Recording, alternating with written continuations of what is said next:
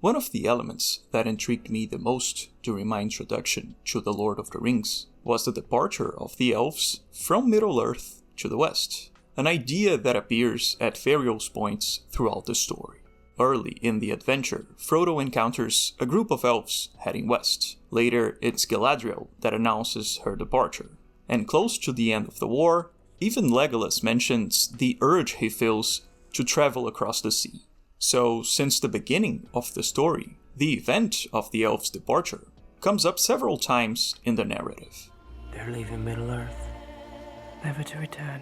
But even with the elves' constant migration coming up in the background, the narrative doesn't reveal all the details behind their objectives right away. So, it's very natural for the reader to wonder, what is the motivation behind the elves' departure from Middle-earth? The story describes that the west is where the blessed Undying Lands are located, which are protected from the evils that threaten Middle-earth. So the plot itself naturally presents a reason that justifies the elves' departure during the war. But even after the War of the Ring ends and Middle-earth is finally heading into a promising future, the elves continue their journey towards the sea. So, at the conclusion of the Saga of the Ring, the story still implies that the migration of the elves goes far beyond a simple getaway.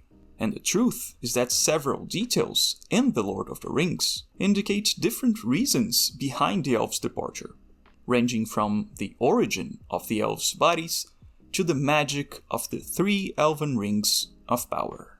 So in today's video, we'll take a look at these factors to understand why the elves abandoned Middle-earth. I will diminish and go into the west. Before we start, just a heads up that this video is based on Tolkien's books, but will also include scenes from the movies and other adaptations when they represent important elements. Alright, now to the analysis.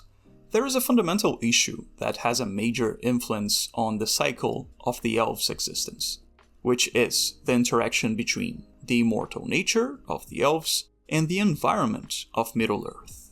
And to understand this dynamic, we have to review the origin of these two elements, both the elves and Middle-earth itself, to understand how they interact with each other.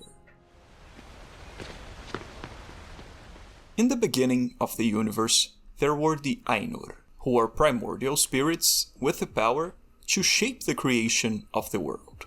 They are like angels, responsible for supporting the creations of Eru Ilúvatar, the creator god. These Ainur could be divided in 2 classes, the Maiar, who were of lesser ranks, and the Valar, who were of higher ranks, known as the Great Powers. And in this class of the Ainur, the most powerful was Melkor, or Morgoth, who was a Vala who was carried away by a quest for power and rebelled against the harmony of creation. When Eru presented the themes of the creation of the universe, the music of the Ainur, Melkor began to envision thoughts of his own, because he wanted to shape creations under his sole dominion, as a type of sub-creative selfishness. And by projecting his discord onto the vision of creation, Melkor brought a turbulent influence to the process. But the discord of Melkor rose in uproar and contended with it.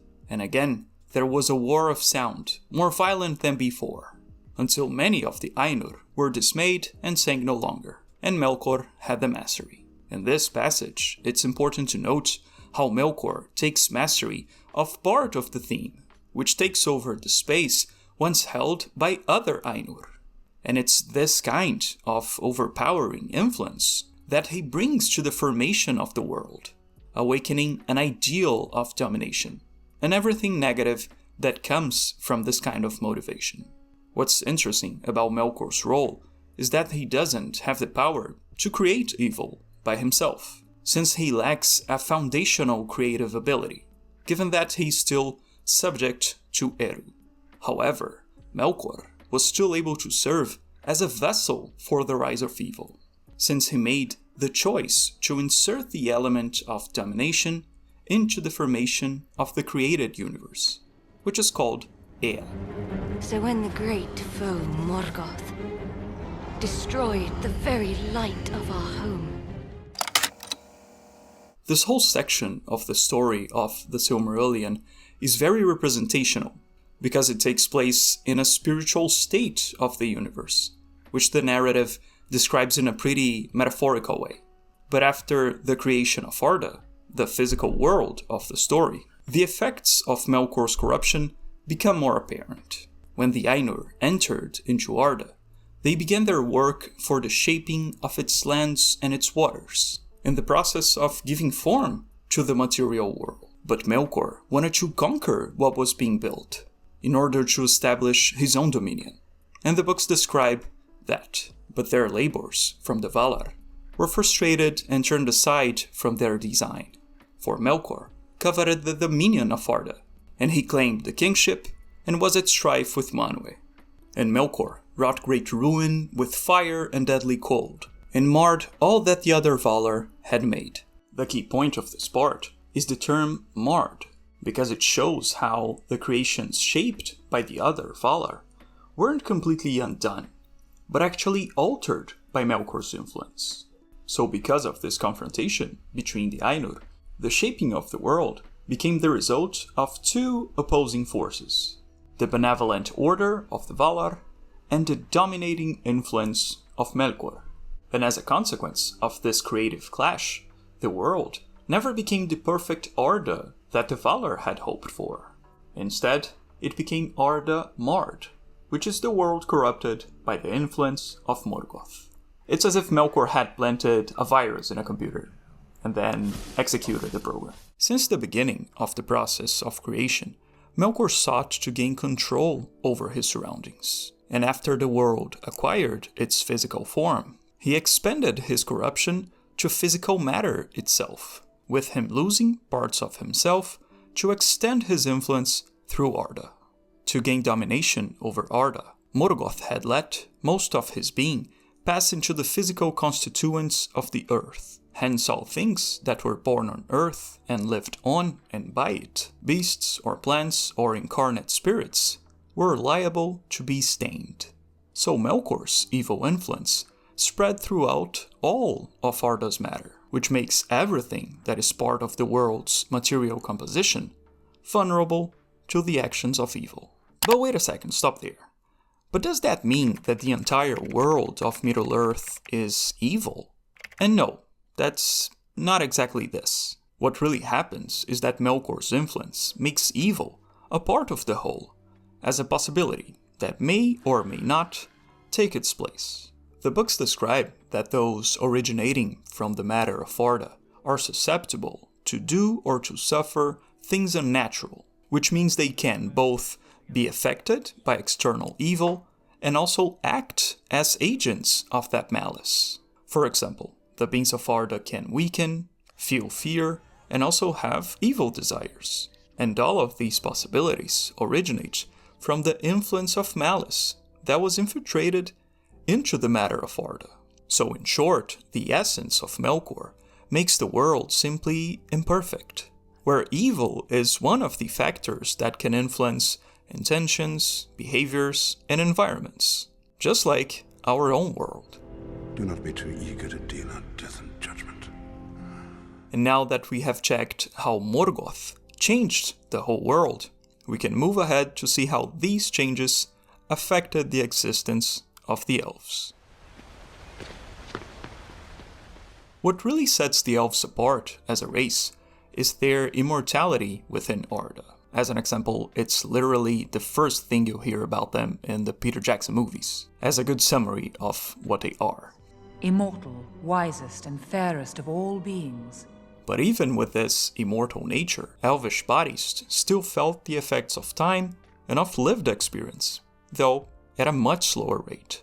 For example, at the end of The Return of the King, the elf Círdan the Shipwright appears as the Lord of the Grey Havens, the location from which many elves sailed to Valinor, the Immortal Lands. And in addition to his role as a master shipwright, Círdan is also characterized by signs of old age, as he is described as.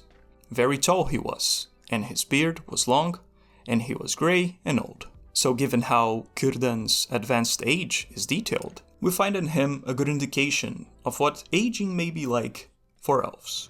You're on board my vessel, mate, master, pilot, and I'm captain. However, at this point, this example of elvish aging may raise another question.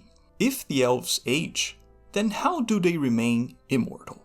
So let's get this part sorted out. In the book The History of Middle-earth, Morgoth's Ring, the origin of elves and men is described as a union of two parts. That are on earth incarnate creatures, elves and men. These are made of a union of Horoa and Fea, roughly but not exactly equivalent to body and soul. I know these terms are kind of peculiar, but to keep things brief, let's consider these as equivalents to body and soul or spirit, just like the comparison made in the book. The union of these two parts of the elven form is extremely significant to their life cycle, because their existence depends on a balanced harmony between body and soul. In the same book, it's also explained that, in the case of the elves, Horoa and Fea differ in certain ways, because they are not on the same plane of derivation from Eru, which means that, even though body and soul are complementary, they have different degrees of proximity to the Creator, which imbalances the union between these two parts. It turns out that the soul is a direct inheritance from the Creator Eru himself, and therefore it has a pure composition, which is described as the Fea is indestructible, a unique identity which cannot be disintegrated or absorbed into any other identity. But in a different way, the physical body has its origin in the tangible matter of Arda, the same matter that had been shaped by the Ainur and ended up being influenced by Melkor's malice. And due to this nature, the Hroa has a less enduring constitution that can be destroyed and dissolved, since it doesn't have the same divine origin as the soul. And as a consequence, this disparity between body and spirit can cause an inconsistency between the two parts when they enter different periods of evolution, as we can see in the description of the composition of the elves. But their bodies, being of the stuff of Arda, were nonetheless not so enduring as their spirits, for the longevity of the Quendi was derived primarily from their Fear, whose nature or doom was to abide in Arda until its end. So notice how in this part, the material origin of the elven bodies is pointed out as the reason for their weakness in comparison to the divine soul.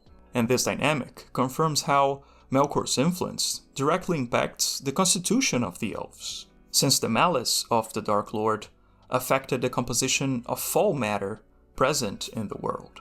And on top of that, this passage is also important to clarify the immortality of the elves, because it explains that their spirit is destined to remain in Arda until its end.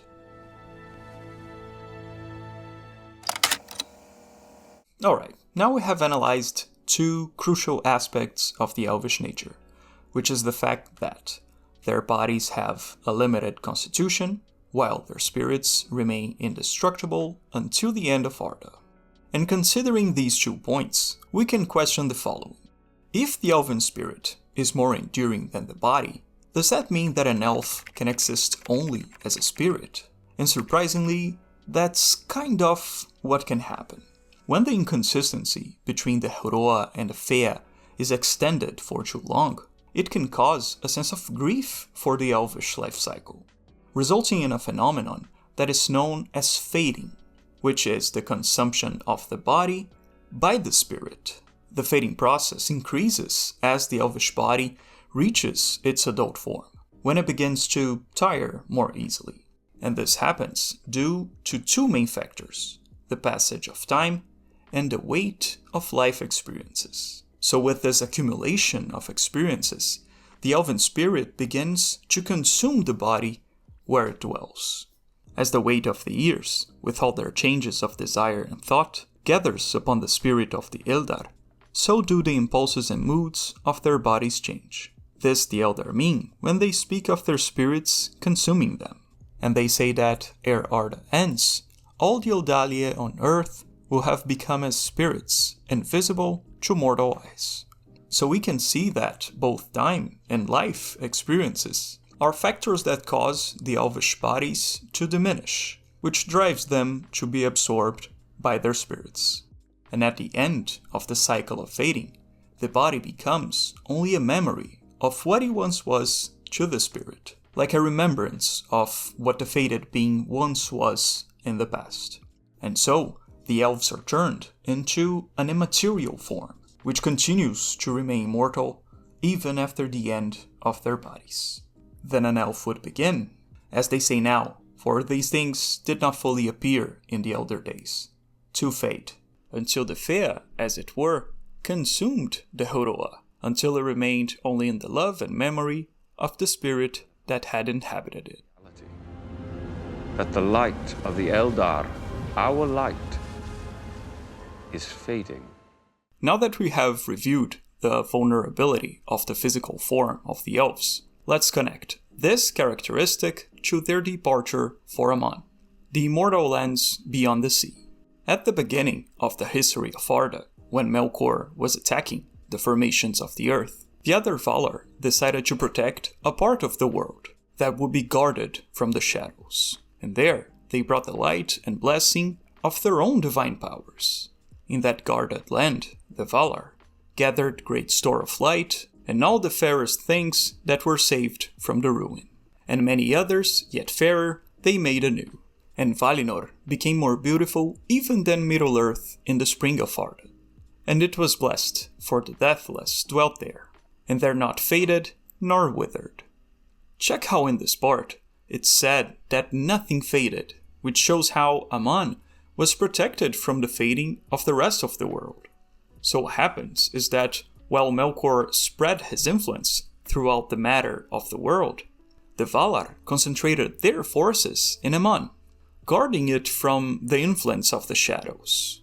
And that is why, in the future, Aman became a place where the elves were better adapted to live. Since the evil influence over Arda's matter affected the constitution of the elves, their material existence ended up being weakened in Middle-earth. So their fading ended up being accelerated in these contaminated conditions.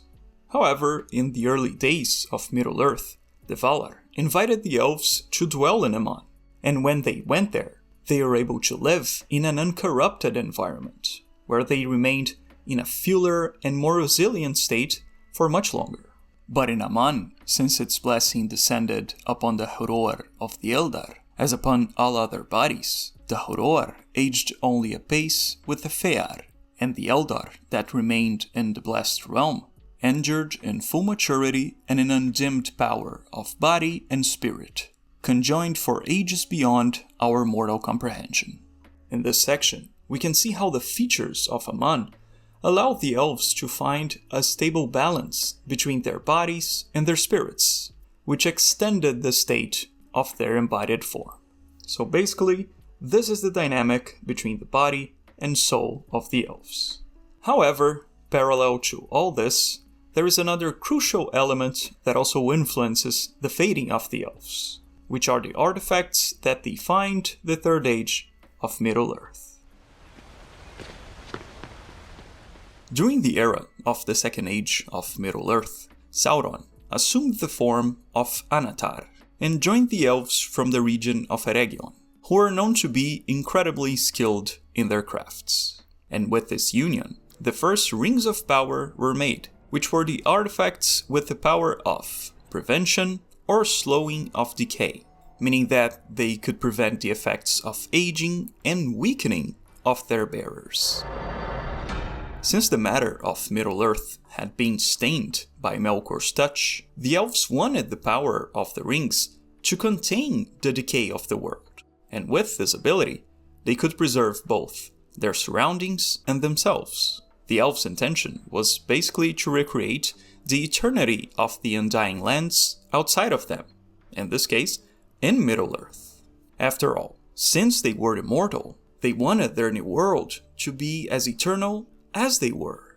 After the first series of Rings of Power was made, the elf Celebrimbor, who was extremely skilled, took the experience he acquired with Anatar and made 3 new Rings of Power on his own, which were different from all the others. And so, Nadia, Vilya, and Nenya were forged, the 3 rings that would later be worn by Gandalf, Elrond, and Galadriel, among other bearers as well.